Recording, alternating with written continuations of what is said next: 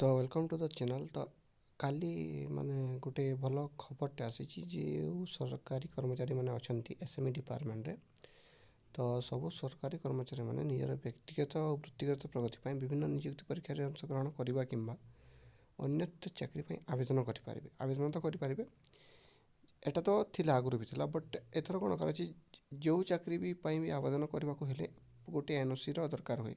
But तार permission मांगवाक पड़ता है, माने गोटे चाकरी ओ डबल एस का ओ ट्रिपल एस कि एसएससी कौटी भी एग्जाम नेले तो ताकर हायर अथॉरिटी को से मांगे परमिशन मांगे एनओसी जदि से कहले तो जापारे। और यहाँ प्रति थर मंगा जाए, बट यही काली जो डिस्कसन चलला थे मागिदे है, थे मागिदे एनओसी से मैंने कौन करेंगे एवं नेक्स्ट एग्जाम दे पारे आउ प्रति थर मांगवाक पड़ो ना, जहाँकि भल गोटे डिसीजन टे नि जाइए।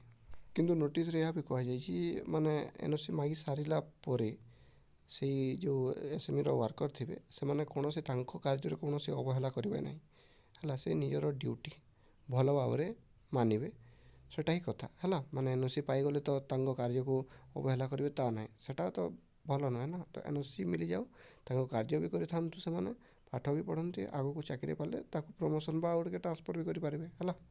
Thank you.